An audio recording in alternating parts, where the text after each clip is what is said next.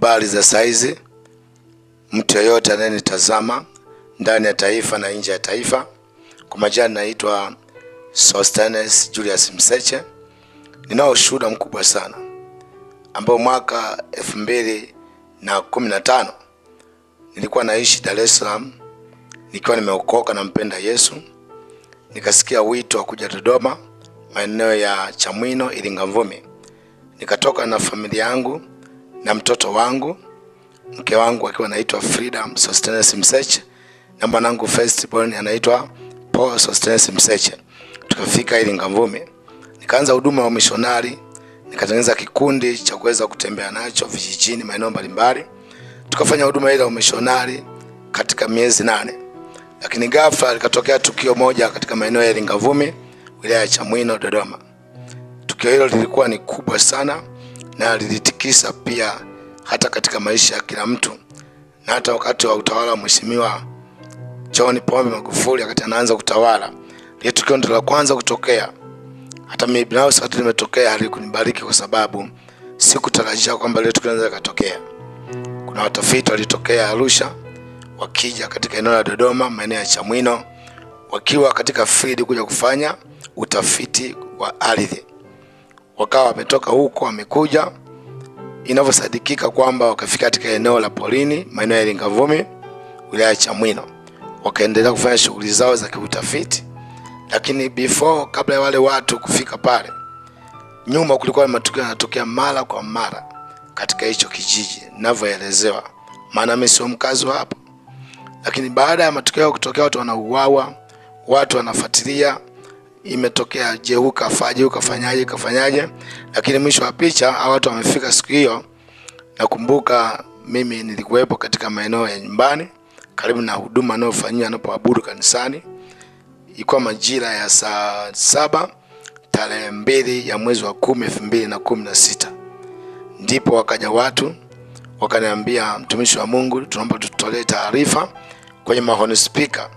Kuna watu wageni wako polini wanahitaji msaada, maana tayari imeonekana kwamba wanavamiwa na wanataka kupigwa na wanakijiji. Kwa hiyo wanahitaji msaada, wale watu ni wageni. Nikachukua paza sauti, maana si mara ya kwanza lile kanisa mahali pale wanatoa taarifa mbalimbali katika mawasiliano na ushirikiano alionao pale kijijini. Pastor mwenyeji akuepo, na nikachukua paza sauti nikatoa taarifa hiyo kwa mema na kwa uzuri. Nikaendelea na huduma. Ilikuwa ni Jumamosi kwa ajili ya maandalizi ya Jumapili.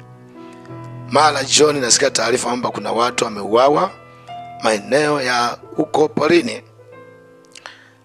Ikaniumiza kwa sababu sikutarajia kwamba itakuwa hivyo, lakini ikawa imetokea kwamba wameuawa na wamechomwa moto.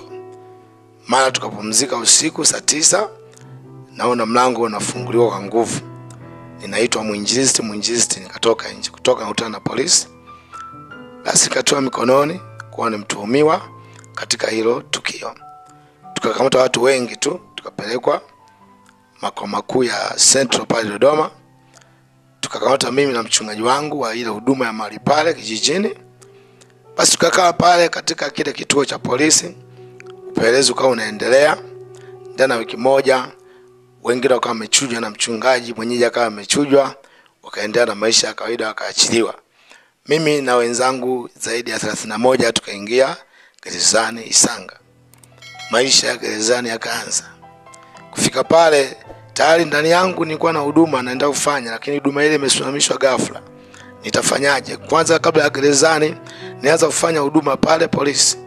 Na polisi wakaniruhusu kwamba mchungaji aenda kufanya huduma, maana tayari wewe ndo maisha yako humu ndani. Kaenda kuwashuhudia wale wote 31 nilikuwa nao washtakiwa waliokoka pale.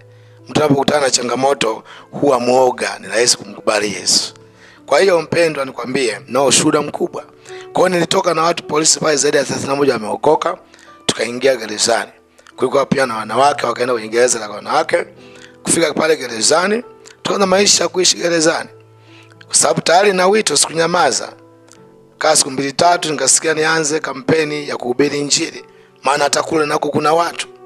Nikaanza hiyo kazi. Haikuwa rahisi, maana ni kitu ambacho sio rahisi kuanza kuhubiri Injili gerezani, lakini tuna muda na tuna uhuru wa kuabudu, lakini sio kupiga makelele.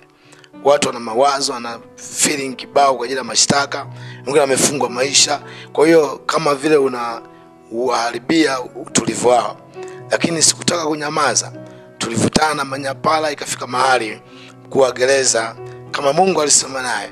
Siku moja akaja akasema, nataka Mkristo mmoja awe anaomba kila siku asubuhi na Muislamu mmoja. Wakristo wote akaniambia, Mseche wewe unaomba. Nikaamka. Baada ya kuomba nikapata kibali kwa mkuu wa gereza, akanitangaza kwamba huyu awe na uhuru wa kuhubiri humu ndani, kwa sababu hata humu watu watakuwa waache dhambi. Ndio maana mpo humu kwa sababu ya makosa. Nikamshukuru Mungu, nikaanza kufanya kazi ya kuhubiri Injili. Miaka 5 nimekuwa nahubiri Injili pale gereza la Isanga. Na nilimwona Mungu watu wengi waliokoka, na sio kuokoka tu, hata malango alifunguliwa, waliofungwa maisha, waliofungwa miaka mingi. Wakati wa utawala wa Mheshimiwa Magufuli 2017 wengi waliachiliwa sana. Ile 9 Disemba waliachiliwa wengi sana. Tukaenda kumtukuza Mungu. Watu wengi tukawabatiza pia mle gerezani. Kwa kile Mungu alitupa uhuru wa kufanya mambo ya kimungu kwa uhuru. Tukafanya vitu vingi mle gerezani, makongamano tukafanya mengi, watu ili waokoke. Na mshukuru Mungu nilipata kibali kwa mkuu wa gereza. Maisha yangu yakaanza kuhubiri Injili.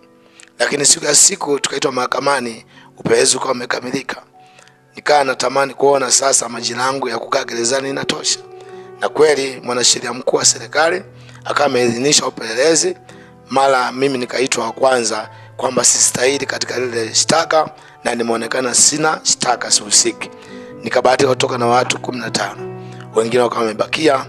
Nikamshukuru Mungu na nikamtukuza Mungu sana. Baada ya kutoka sasa, nini kilifuata? Tayari nikaa nina nguvu na uweza wa kuendelea na ile huduma ambayo niliacha. Lakini kwa sababu familia yangu imekaa muda mrefu Dodoma, ikarudi Dar es Salaam, na mimi nikarudi Dar es Salaam.